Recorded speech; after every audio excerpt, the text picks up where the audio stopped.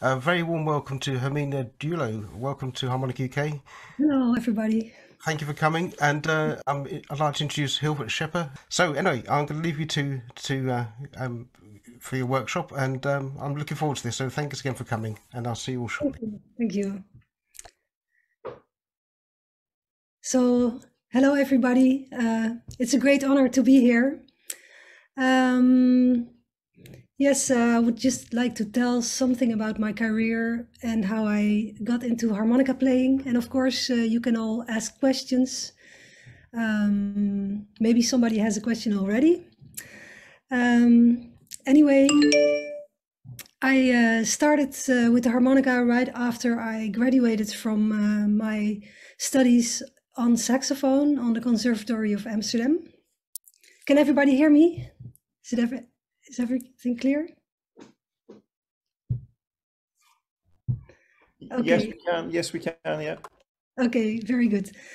So I did studies on saxophone, the jazz departments, and I finished that. And I already listened a lot to Toots Tielemans. I heard him on high school.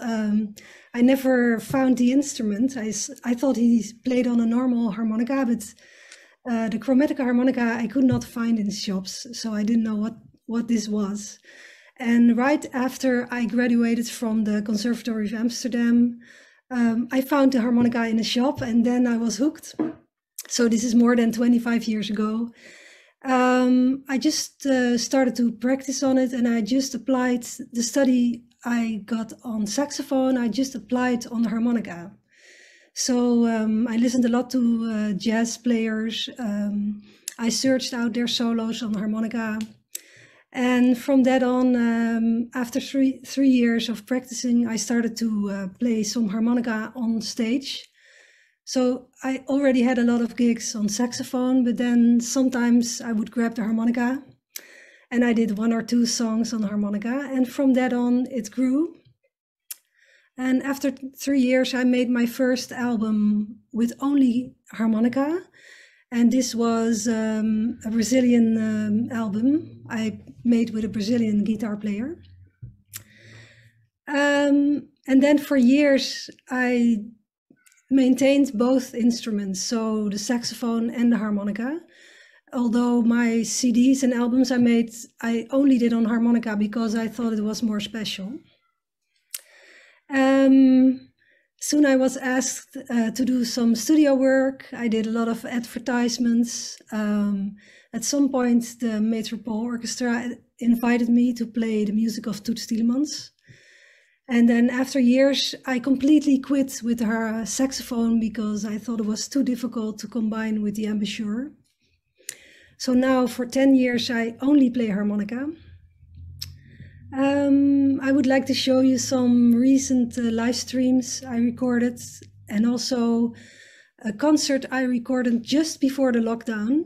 This was February 2020, and I was on tour with Steve Gadd, drummer Steve Gadd, and an all-American band from New York. So I would like to show you something of this. Hilfert. Hi, Hermine. Good afternoon. Good afternoon. I'm sorry, we've had some problems with my sound. I'm really sorry about this. No problem. It's just an absolute pleasure to have you here on board with us. Likewise. You know, as I'm sure you know, we've been trying to get you on the Chromatic Weekend event for a few years now. And finally, we've managed to get you to take part. So it's absolutely fantastic. Thank you very much for joining us. Thank you for inviting me. Yeah, would you please say the name of the track you want when you want it playing, please? I would like to start with James. It's a piece by Pat Metheny. I'm a huge fan of Pat Metheny, and so I recorded this just recently for a live stream. I think it was April. I played this with a Dutch piano player who was very well known in Holland. So I would like to show this one.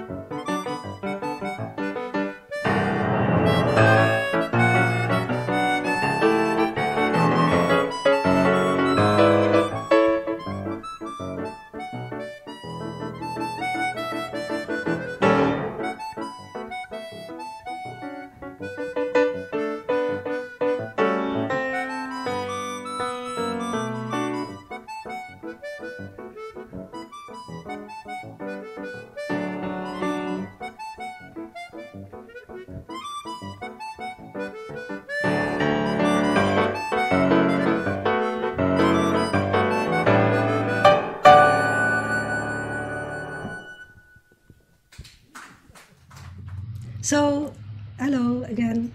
I saw a question on the chat, I think. What harmonica is. Yeah, we've got two questions. I'll read them out to you, so you don't have to concentrate too much on the chat if you like.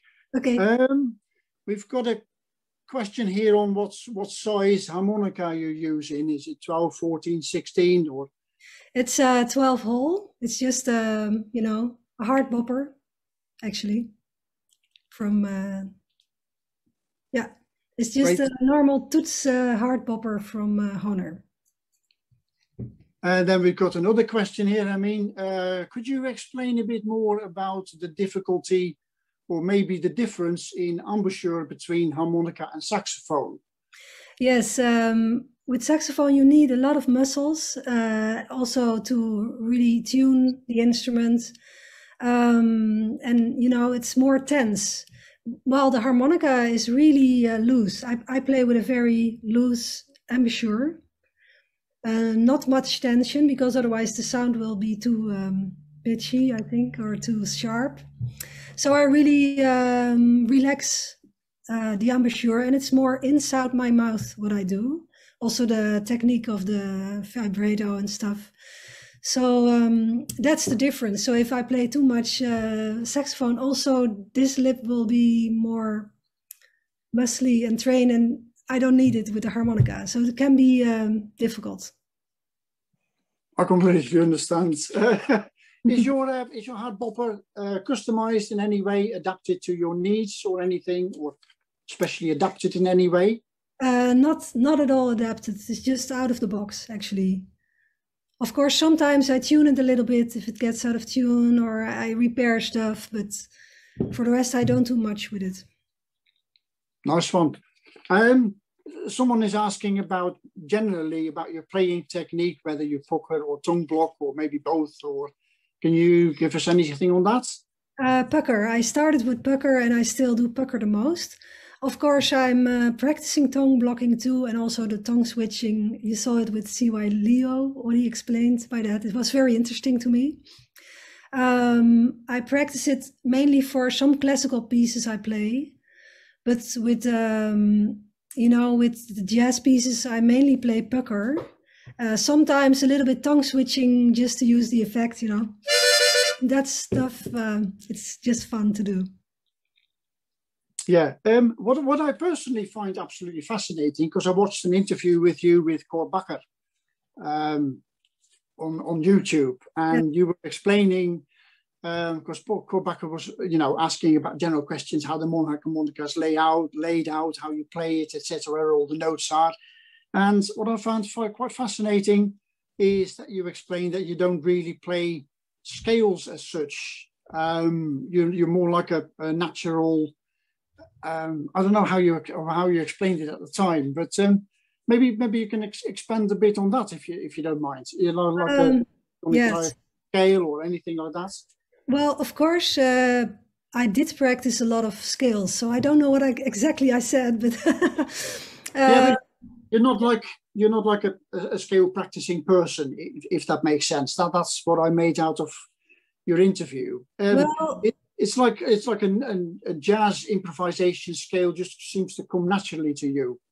Well, it's not entirely true. Maybe I have to remember what I said then, but I do practice scales to warm up. I do a lot of scale figures and patterns to practice when I start in the morning. But when I play a jazz standard or a jazz tune, then I don't think so much in scales anymore while playing, because then I'm trying to form more a sensible, solo as a whole, from the beginning to the end, and a story, instead of, if I'm playing on stage, I'm not thinking of those scales so much anymore. Great, thank you very much.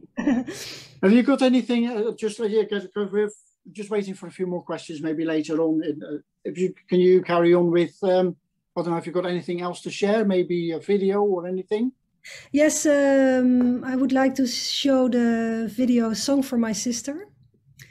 This is, I did a whole tour here in Holland, and I made a recording with drummer Steve Gadd, one of my musical heroes. So it was amazing to be able to play with him. And for this album, I also composed a couple of songs. For the last 10 years, I'm trying to compose more and more, because I think it's nice if you really compose something that is fit for the harmonica, and it comes out of thinking about playing on the harmonica. So this song I wrote for my sister, it's called Song for My Sister. And I also wrote it with Steve Gadd's drumming in mind. So yeah, maybe we can listen to it.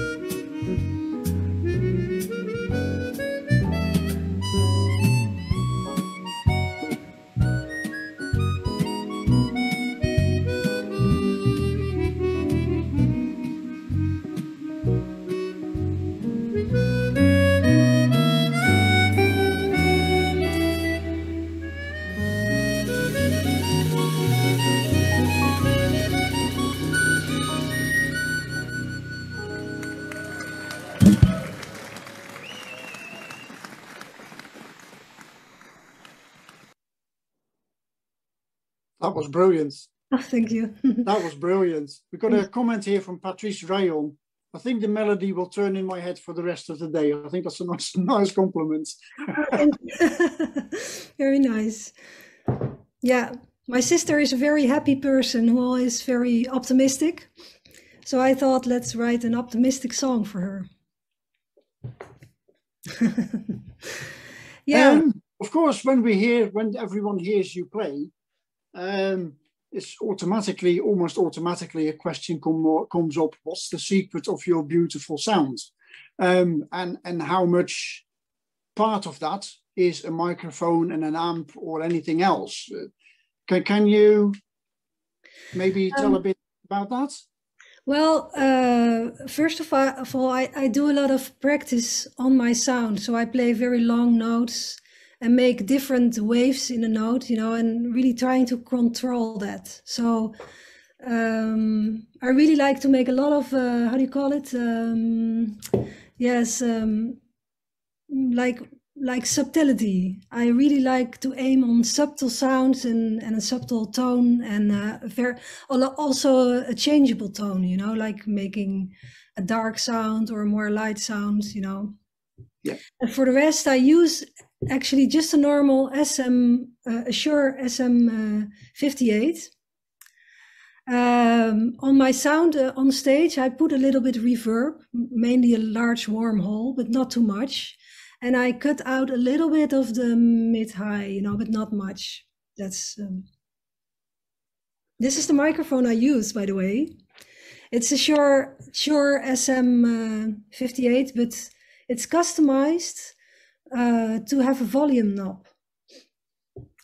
So it's customized by a company called blowsmeaway.com.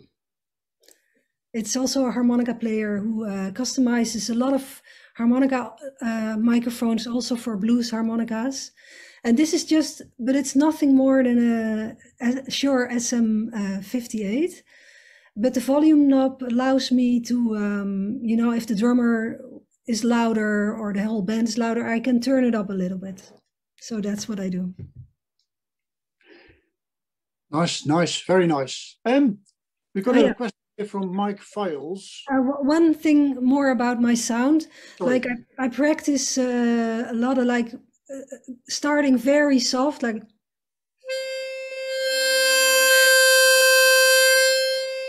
And going very loud and soft again. That's just one little practice I do. Nice. We've got a question here from Mike Files. You just said that you wanted to tell a story while you're playing solo. How do you see that? Telling the story. How do you see that? And could you elaborate on that a bit? That's the question.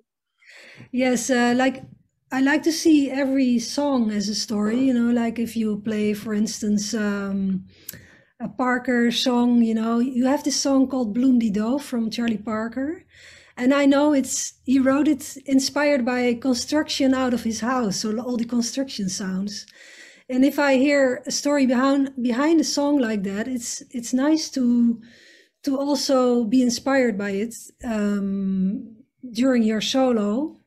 But also, like, more abstract, if you play on stage with musicians, you can also see it as a conversation. You first beginning is the melody, you make a statement or something. And then if you solo, you have a sort of interaction between your musicians, like a discussion. That's how you could see it, like really reacting on each other. But in a more slow song, like a song for my sister, I really trying to tell a story about happiness or optimism. It's very vague and it's not really very clear in my mind, but I try to build up a solo also with some more quiet notes in the beginning and ending higher, like building up the solo as a story. Yeah. You got some lovely compliments here again about your really, really impressive. have you got anything else? Maybe if you want to show another video, could you let us know which one so that David can select it? Yes, maybe the next one of my recent live stream. All those things are not available online yet. That's why I chose these songs. They're not, you cannot find them yet online. So the next one is Oh Yeah. It's a blues written by Cor Bakker. He's writing good tunes too. And I thought it was nice because it's sort of a blues, but not really a blues, but a jazz blues. Yeah.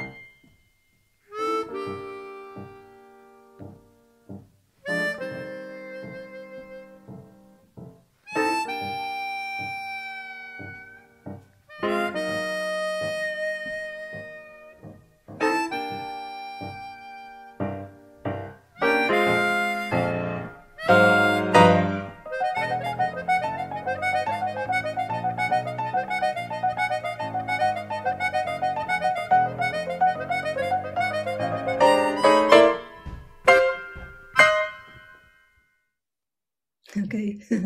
That was brilliant. Brilliant again. Thanks. We've got one question here that I haven't read out to you yet. Mm-hmm. How would you approach to learn to do a solo over a new song? That's a question from David. Yeah, good question. First, I learned the melody really well, so really by heart, and then I really learned the chords, like really playing all the arpeggios of the chords, also by heart, and see where the melody is going to, to what keys, and where it is really sort of, how do you call it?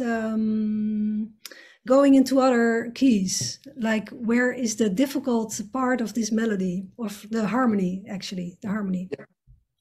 So I'm really diving into the harmony. If something is weird, I really try to see it on the piano, search out what notes are fit there. And more, I'm really learning everything by heart, because if you start improvising and you have to still think of what chord will be next, you will not be able to play very fluently. So I really search out the harmony and see what notes would be nice, and sort of also sometimes you can quote pieces of the melody, which can be nice too. Also, what I do is sometimes listen to a couple of those, recordings of this tune. For instance, a jazz tune is mostly recorded a lot. So I look for the most original one. And mostly it is Frank Sinatra or something who plays it sings it in the original key. And I listen to that, and I listen to solos of jazz musicians over that song, and try to get some of ideas, not really copying it, but sometimes using a part of a lick. Of, for instance, Chet Baker. Chet Baker played many, many songs. I like to listen to him also. So that's what I do if I really study a new tune. Great. I hope that answers the question. Can you maybe tell us something about, have you got a website? Where can we find where you're touring? Maybe you've got a touring agenda somewhere or anything like that. You want to tell us about that? Yes, thank you. I have a website. It's herminedeurloo.com. I try to keep up the concerts I do, but it's sometimes I forget, or somebody does it for me and we're a little bit late. And of course now it's very difficult to put on the concerts because you're not sure they will really happen. Here in Holland I can do the concerts again, but I also will hopefully play in the UK later this year. This will be on the 2nd of September in Embouchure. And it's the Lake District. And later I will play in some way, half November, I will play on a couple of festivals in the UK. So you have to check out my website, because I think it's the Ribble Festival, Ribble Valley, I'm not sure anymore. I will play there with two musicians from the UK. One is Willem Simcock, and he's a piano player. And the other one is Mike Walker, very well-known, great guitar player also. Great, great. We've got here a question if you want to come and play in Cornwall. You've ever been to Cornwall? I would love to. I've been there, but not to play, but I would love to play there, yeah. Yeah. Well, if there's a venue, you can send it me through my website, and I can send it to the booker of the UK. Exactly, that was my next question. That's brilliant. Yeah. So, Rowena, I hope you know where to go with that now. Thank you very much. Okay, more questions? Not at the moment. Well, I've got a... I have one comment of how to learning a new tune is also, I learn it in the key, in the normal key or the original key. But if I practice, sometimes I transpose it to a couple of other keys, so you get more freedom. It's just a trick. Yeah, it is. Transposing is quite quite an easy, well, something that many wind instrument players do. It's very, it really pays off. It's difficult sometimes, but it's a good thing to do, I think. I could hear a question from Mike Files. During the first 3 years when you were learning to play the harmonica, how did you deal with the physical tension that builds up when you're trying to get things right? Like being, how do you call it? Not patient, impatient. It's all the coordination, isn't it? Everything, how you physically play a harmonica. It's quite physical, I guess. It's difficult, yeah, because you have to find where the notes are, and the big jumps, especially large jumps, are very difficult, you know. I just also started with all the scales and doing scale patterns, and really patient, starting really slow with a metronome, building it up. Also, I tried not to play too many exercises alone, also just beautiful, slower melodies. And after a while, it suddenly started to fit together. Yeah, I have some books here that I used some patterns from, you can use if you practice scales, like this one, Patterns for Jazz. Oh yeah. It's a very famous one, you know, Jerry Coker. And this, of course, I think a lot of people know it's serious jazz practice book. Yeah, it's good also to do the easy practice, easy scale exercises from that in the beginning. Great. And we've just got another question from one of our other stars in this weekend, Mr. Philip Jers from Sweden. Hey, Philip, how are you? He says, I really like your playing. It's beautiful. Thank You you. still play the saxophone. Do you feel that the articulation from the saxophone technique has helped you play the harmonica? Not so much actually, because I had to put aside a lot of the articulation I did on saxophone. I had to forget about it and start all over again because I was articulating too much, and it's not really necessary on a harmonica because you have this break already, you know. And if you also do too much of that, it only makes it more separated, you know, and you really want to play more fluent on a chromatic harmonica. So the saxophone was not really a help. What did help was that I studied all the jazz on saxophone already. So I had a lot of theory already and a lot of melodies I learned. Thank you very much for that. I think that answers it perfectly. We've got another question here from Mike Matthias. Do you get into any problems with tuning differences if you play with other instruments? Like, you know, if it comes to really tight frequencies or something like that? Yeah, that's difficult. It's difficult to play, for instance, with a accordion. Yes, because the accordion has a fit, how do you call it, tuning. And if the harmonica is slightly higher, it sounds really awful. Yeah. And of course, the piano, you have to tune on 441 or 42. But I like to play lately a lot with string players or guitar players that can tune exactly on you. So we tune on the harmonica. Also, well, it's difficult if the harmonica gets out of tune. I have to buy a new one or I have to try to tune it myself. Sometimes it is a problem. Sometimes I even avoid a note that is not really in tune with the piano or something. And I avoid it during playing, but that's, of course, you don't want that. Yeah. Makes so, yes. Oh, sorry. I think you've already answered. We've got here a question, but I think you've already answered that. What is your preferred brand of harmonica? Yeah, it's a Hohner. I like the sound of the wood, actually. There are a lot of debates going on if you really hear if it's wood or not. I'm not really sure also, but I just like to play on this one because it's familiar to me. And also I try to play on the Suzuki. I checked it out because I had to do a classical concert. But for somehow I could not really get attached to it. So, but it's still also like, I like the sound of the Suzuki also, the Grégoire Marais model. But yes. Another question here. Do you warm up your harmonica? A little bit, yes. Because out of the box, if it's really cold, you know, it won't respond so easily, or it can get out of tune, maybe if ruin it or something. So yeah.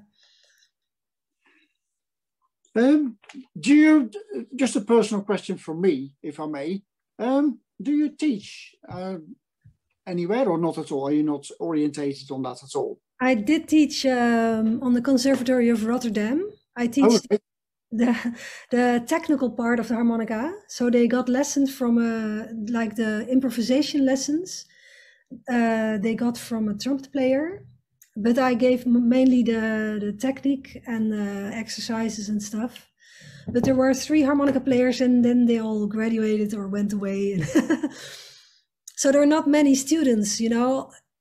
In Holland, I can get more students, like private students. I have 2 now. Yeah. And they come from other cities even to drive to me. But also I'm spending a lot of time now writing music and trying to practice myself harmony wise, you know, like practicing more jazz harmony. So I take a lot of time for that. So I don't want to teach too much yet. Maybe it will change in the future, but.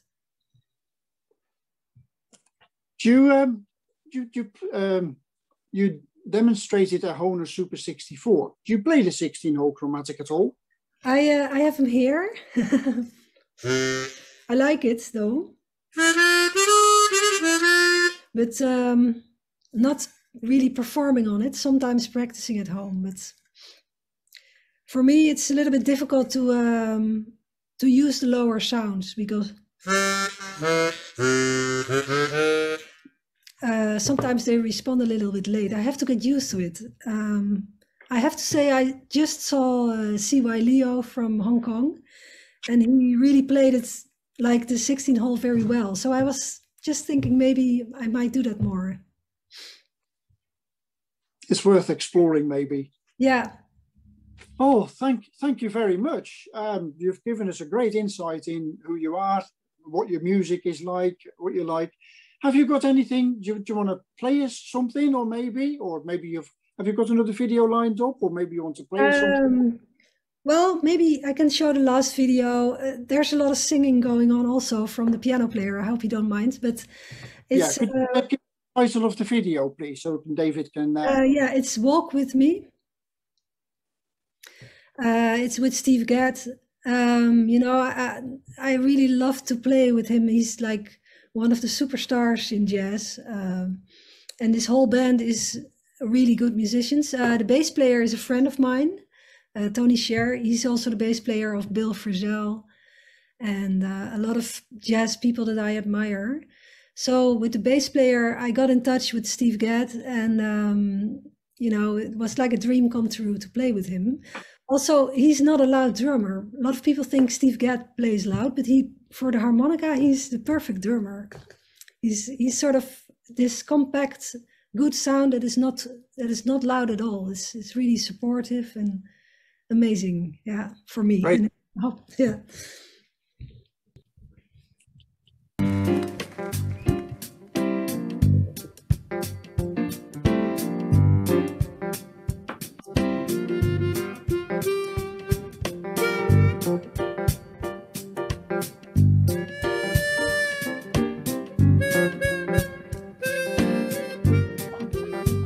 Oh, won't you walk with me down through the pines and stay with me until the end of time? You know the earth stands still when I hold you, and when you're not around, I nearly lose my mind.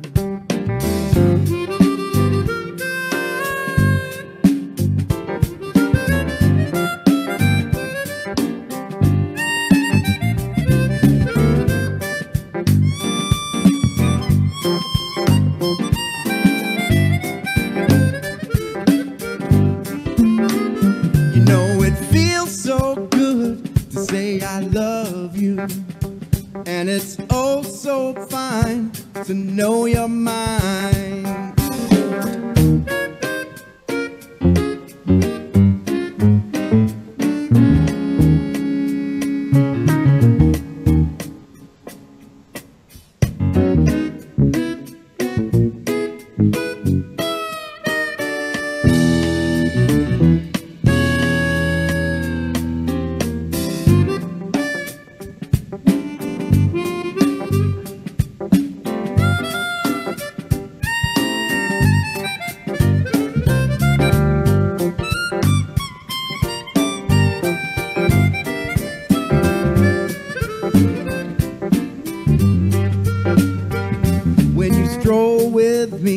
I'll never be untrue. Come on and let's run free. Do what you wanna do. And if you lose your way, just take my hand. You know I'll always be there to understand.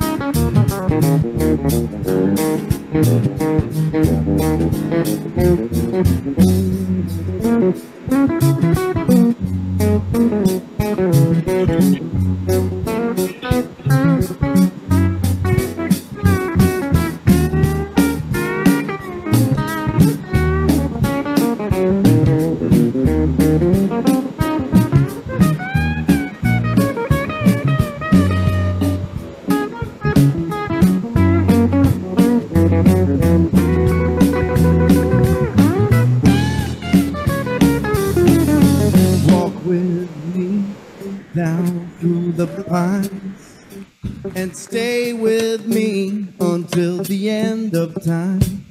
You know the earth stands still when I hold you. And when you're not around, I nearly lose my mind.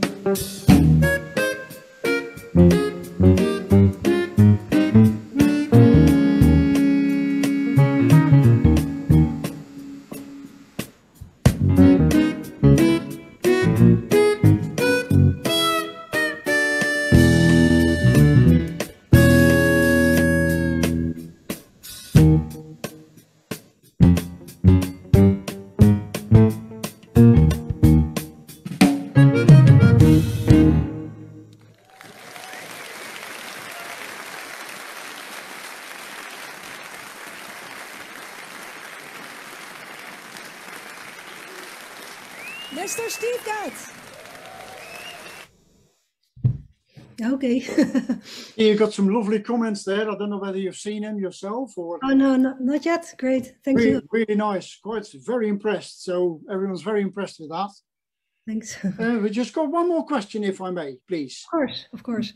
There are many jazz. This is a question from Mike Matthias. There are many jazz melodies which get lower than the middle C on your hard bopper. How do you handle that? Yeah, well, sometimes I transpose the melody, so I play it in another key. And sometimes I change the melody there if it sounds good, you know, to octave certain line, then I do that. But yeah, but it has to sound good, otherwise, you know, I have to transpose the whole song and I play it like instead of in F in B flat or C or something. Great. And the question, of course, that you've already answered, but we'd like, I guess, how can we encourage more female harmonica players? There's a question for you, isn't it? Well, you know, when I played saxophone, I got the same questions also. Yeah. It's weird that there are still very little jazz players, you know, women jazz players in general. Of course, luckily you see more and more. I see also more women harmonica players in Israel, but also Germany, and also like the latest I saw was Ariel Bart. She's a young woman that composes also beautiful music. It's very difficult. I really don't know the answer, actually. I think... No, yes, but we'd all like to encourage more ladies to start playing the harmonica. Yeah, I think it's good to have us here like a role model. Of course, I don't feel really like a role model, but I see that it makes other women think, hey, that's nice, maybe I can try it too, you know. So it helps if other women play the harmonica and are on a stage, you know. And for the rest, there's not really an answer, you know. Like I think it's good if women see other women being on stage, having a serious role and play music and together. Certainly. Yeah. Yeah, and of course, women playing a harmonica at the level that you do, very encouraging. Well, thank you.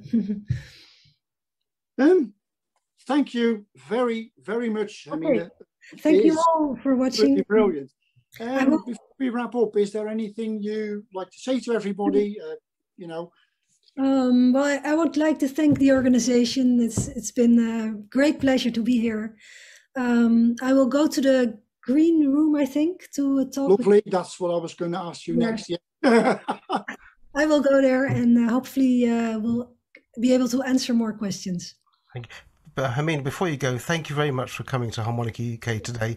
It's been another fantastic masterclass, and thank you, Hilbert, for presenting it as well. Hermine, there's a video of you playing for a Toot Tielemans tribute on YouTube, which I've probably seen 100 times, but it's probably one of my favourite videos. Where was that filmed? You mean the one in the Concertgebouw with the big orchestra? Yeah.